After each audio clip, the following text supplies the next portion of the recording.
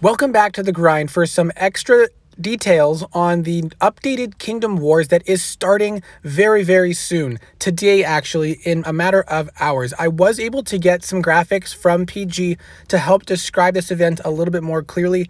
This is the map. It's set up the same way, so the map will function very similar. Once you click on a territory, you'll be able to see who controls how many bases. At the very start, all the neutral zones will be controlled by the Black Bloods. They'll control all 16 bases, and as you can see, the teams that have bases controlled only adds up to 7, so that means that the remainder of the 16 bases are controlled by the Black Bloods. So when you click on the attack button, you'll end up coming to this page that will show all the different bases that you can attack. There'll be different levels, and they should be 3 of each level, and it'll show a little HP bar beneath it. So you can see that they all have a full 100% HP of 1500. I'm not sure if that's the actual numbers or not, but I think it will be. And then on the right side, you can see opponents. When you click on that, it'll show the other opponents who have attacked this, and it'll show you their progress in this. And to me, this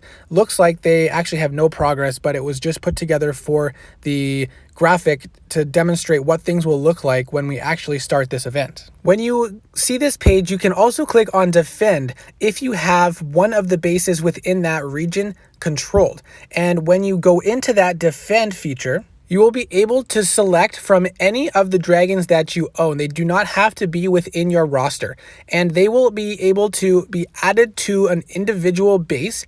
Each player can place 1 dragon on every single base within a region. So you can have a total, if your whole team adds a dragon, of 50 dragons defending each base. Now, these dragons that you use will add HP based on the tier that they are and what level that they are. As you can see, this purple tier sorcerer gives 75 HP, and because it's only level 1, it'll add 2 extra HP. Those will be added together for a total 77 HP boost.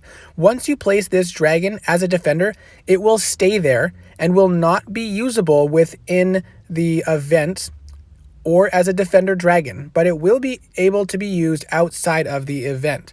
However, this dragon will be stuck there until another team destroys or depletes the full HP of that particular base.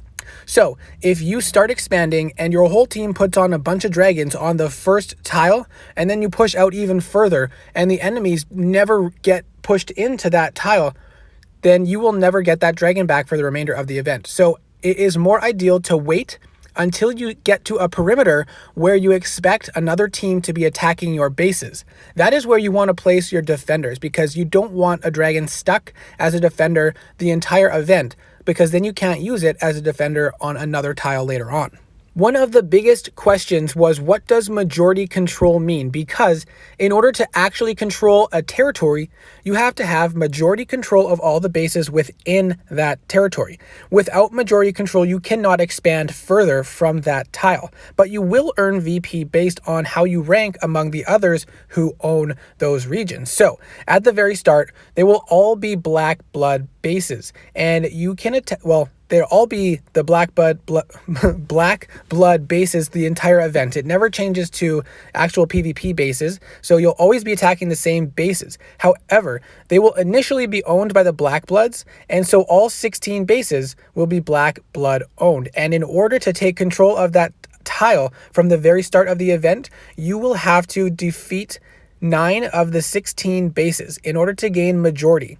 And if there is ever a tie, the control goes to the team who had majority first. So that means that if you get to 8, because the Black Bloods own them first, the tie goes to the Black Bloods and you do not have control yet. That's why you need 9. However, once other teams have started attacking, if the Black Bloods only own 3 bases, an enemy team owns 6 bases, you only need 7 bases to hold the majority, which is the most bases in that region. At least that is how I have understood what PG has said. Now, once you have the majority of all the 7 bases, you have the most bases, you're in first place for that region, you get the most VP per hour for that region, and you can use it to expand to another region. The enemy team that only has 6 does not have the most bases controlled, so they do not control that tile. However, they are second place in that region, and therefore they do still earn VP per hour. It's just a little bit less than the team who actually owns it. There can be several teams that are earning VP on every tile, but depending on how many bases they control within that region will determine how much VP they're going to be earning. The other important thing to consider is that base HP will decay. There is some confusion about whether or not it will decay if there is no dragon defending it, or if the decay starts once the dragon is placed on a base to defend it. So we'll have to figure that out once the event starts, since that has not yet been confirmed. However, with base decay, placing a dragon to defend it increases the total HP of that base. So it means that more of the decay is required to deplete that base down to a minimum of 1, which means the opponent team can take that base out with 1 attack. Now, a way to decrease the actual rate of decay, slowing the rate down by surrounding the tile with other regions that you control. And if you completely surround it, the decay will completely stop. And if you only have 3 tiles surrounding it, then it will just be half as fast as a normal decay would be.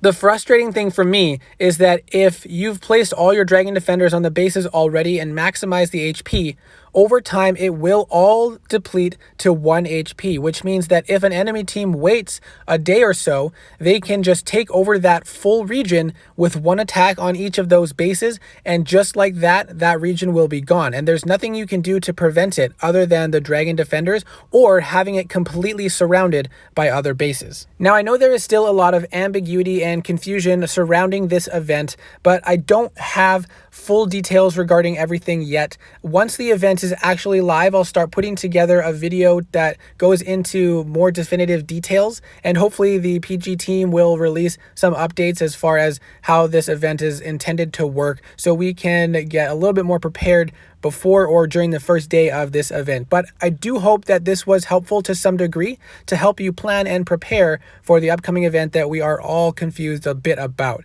So good luck with the event, and I'll see you in the next video.